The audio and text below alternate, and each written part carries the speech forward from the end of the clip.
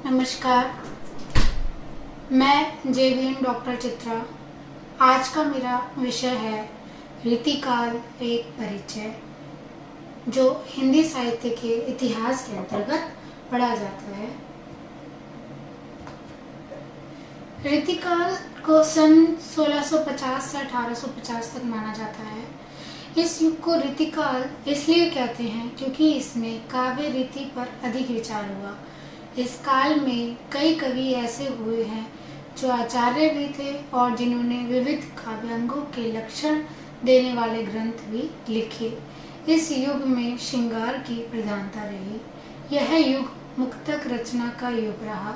मुख्यतः कवित्व, सवैये और दोहे इस युग में लिखे गए। कवि राजाश्रित होते थे, इसलिए इस युग की कविता अधिकतर दरबारी रही।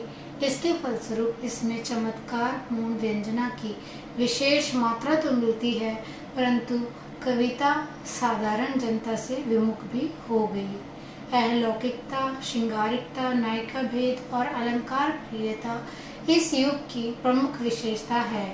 प्रायः सब कवियों ने ब्रज भाषा को अपनाया है। स्वतंत्र कविता कम लिखी गई। रस, अलंकार वगैरह काव्य अंगों के लक्षण लिखते समय उदाहरण के रूप में विशेषकर श्रृंगार के आलंबनों एवं उद्दीपनों के उदाहरण के रूप में सरस रचनाएं इस युग में लिखी गई। भूषण कवि ने वीर रस की रचनाएं भी दी। भाव पक्ष की अपेक्षा कला पक्ष अधिक समृद्ध रहा। शब्द शक्ति पर विशेष ध्यान नहीं दिया गया, न नाट्य शास्त्र का विवेचन किया गया। विषयों का संकोच हो गया और मौलिकता का ह्रास होने लगा। इस समय अनेक कवि हुए। केशवदास, चिंतामणि, देव, बिहारी, मतीराम, भूषण, घनानंद, पद्माकर आदि। इनमें से केशव, बिहारी और भूषण को इस युग का प्रतिनिधि कवि माना जा सकता है। बिहारी ने दोहों की संभावनाओं को पूर्ण रूप से विकसित कर दिया। आपको रीतिकाल का प्रतिनिधि कवि माना जा सकता है। इस युग में रीतिबद्ध कवियों के उपरांत कुछ रीति मुक्त कवि भी हुए हैं। रीति शब्द से अभिप्राय। भारतीय काव्य शास्त्र में प्रचलित काव्य के 6 संप्रदायों में से एक प्रमुख संप्रदाय जिसका प्रवर्तक आचार्य वामन है।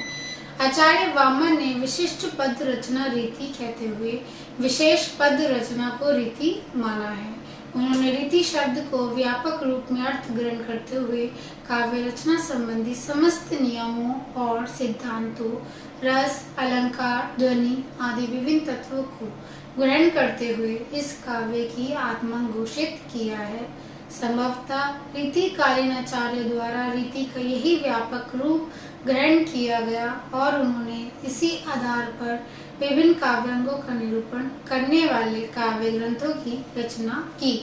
अतः हिंदी में रीति शब्द का संस्कृत अर्थ न लेते हुए यहाँ काव्यांग निरूपण करने वाले लक्षण ग्रंथों से ही लिया गया है। रीतिकाल की परिभाषा। रीति का अर्थ विशेष पद रचना अर्थात काव्य के शोभाकारक शब्द अर्थ के धर्मों से युक्त पद रचना ही रीति है। शब्द, अलंकार, ध्वनि आदि जिससे शब्द सौंदर्य बढ़ता है रीति के बहिरंग तत्व है। गुण, रस, ध्वनि, वाक, चातुर्य, अलंकार, काव्य देश आदि अर्थ में सौंदर्य का बोध कराते हैं। इनको रीति का अंतरंग तत्व माना जाता है। इन रीति ग्रंथों के कर्ता भावुक, सहृदय और निर्गुण कवि थे। अतः उनके द्वारा रसों और अलंकारों के सरस और स्पर्शी उदाहरण प्रस्तुत किए गए। आचार्य शुक्ल ने इस युग में रीति ग्रंथों की अधिकता देखकर ही उसका नाम रीतिकाल रखा। रीतिकाल का नामकरण। विभिन्न विद्वानों ने रीतिकाल को अनेक नामों से पुकारा है। मिश्र बंधुओं ने इसे अलंकृत काल कहा है। आचार्य विश्वनाथ प्रसाद मिश्र ने इसे श्रृंगार काल कहा है। ये नाम तत्कालीन संपूर्ण रचनाओं को समेट कर चलता है। इस नाम की व्यापकता, सार्थकता को आचार्य शुक्ल ने भी स्वीकार करते हुए लिखा है कि वास्तव में श्रृंगार और वीर 2 रसों की कविता इस काल में हुई। प्रधानता श्रृंगार रस की रही। इससे इस काल को रस के विचार से कोई श्रृंगार काल कहे तो कह सकता है। श्रृंगार की प्रवृत्ति उस समय समाज और वातावरण की प्रवृत्ति थी। काव्य को अंक इसे अछूता नहीं है। डॉक्टर रसाल इसे काव्य कला काल कहते हैं। उनका कहना है कि काव्य ने कला पक्ष का जितना अधिक उत्कर्ष इस काल में हुआ उतना पहले कभी नहीं हो सका, परंतु आचार्य शुक्ल ने रीति ग्रंथों की बहुलता के आधार पर इसका नामकरण रीतिकाल रखा। यह उस समय रीति की शैली की एक मुख्य प्रवृत्ति को प्रकट करती है।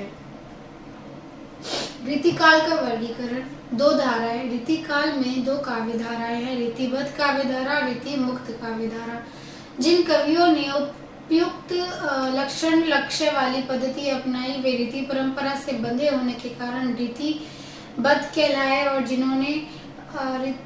जिन्होंने इस पद्धति का तिरस्कार करके काव्य रचना की ओर सहज स्वाभाविक पद्धति अपनाई वे रीति मुक्त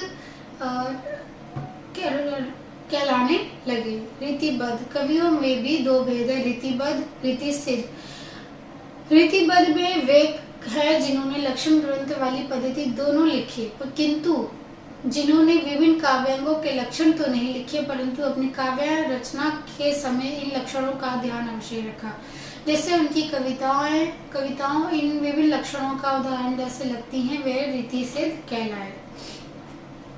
रीतिसिद्ध। इस धारा के कवियों ने रीति शैली को पृष्ठभूमि में रखा। इन कवियों ने ना तो लक्षण ग्रंथों का निर्माण किया है, न अलग से नायिका भेद का वर्णन किया है। बिहारी, बेनी, यजनेश, कृष्ण कवि आदि हैं। बिहारी इस धारा के सर्वश्रेष्ठ कवि हैं। रीति मुक्त धारा। इन कवियों ने रीति को महत्व न देकर पृथक प्रकृति को संचालित किया है। रसखान, घनानंद, शेख, आलम, बोधा इस धारा के प्रमुख कवि हैं। रीतिकाल नाम पर आपत्ति। हिंदी साहित्य के अनेक आलोचक और इतिहासकार शुक्ल जी के नामकरण से पूर्णतः सहमत नहीं हैं। उनके अनुसार रीति शब्द उत्तर मध्य काल की सभी प्रवृत्तियों अथवा विशेषताओं को व्यक्त करने में समर्थ नहीं है। विभिन्न विद्वानों द्वारा साहित्य के इस कालखंड को श्रृंगार काल, कला काल, अलंकृत काल तथा अलंकार काल आदि नाम देते हुए अपने मत व्यक्त किए गए हैं और इनके समर्थन में अनेक तर्क प्रस्तुत किए गए। देखा जाए तो कला काल, अलंकृत काल व अलंकार काल में कोई विशेष भिन्नता नहीं है तथा रीति से भी अधिक अंतर नहीं है।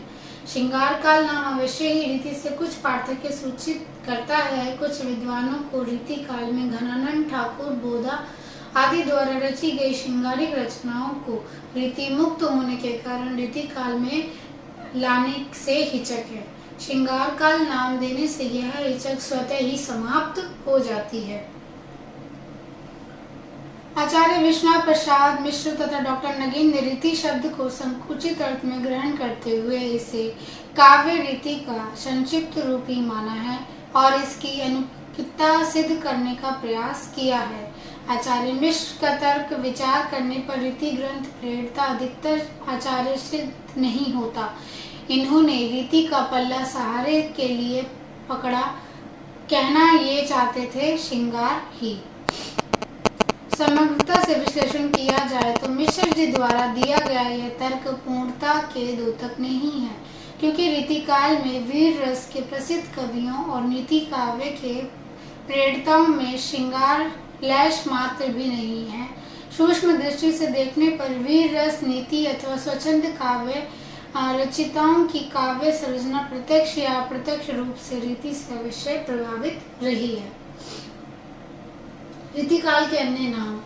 अनेक विद्वान शुक्ल जी द्वारा दिए गए इस नाम से असहमत हैं और उन्होंने रीतिकाल के अन्य नाम सुझाए। कुछ विद्वानों के दिए हुए नाम निम्नलिखित हैं। मिश्र बंधुओं ने अलंकृत काल, आचार्य विश्वनाथ प्रसाद मिश्र ने श्रृंगार काल, आचार्य चतुरसेन शास्त्री ने अलंकार काल, रमाशंकर शुक्ल रसाल ने कला काल। अनेक विद्वान रीति नाम से ही सहमत हैं। यद्यपि श्रृंगार में भी विशेष अनुचितते नहीं है, फिर भी कई कारणों से रीतिकाल नाम ही विशेष प्रचलित और सर्वमान्य हो सका। अतः निष्कर्ष रूप में देखा जाए तो रीतिकाल नाम देना ही अधिक उचित व तर्कसंगत प्रतीत होता है और संयोग से शुक्ल जी द्वारा दिया गया यह नाम ही सर्वाधिक लोकप्रिय और प्रचलित हुआ। धन्यवाद।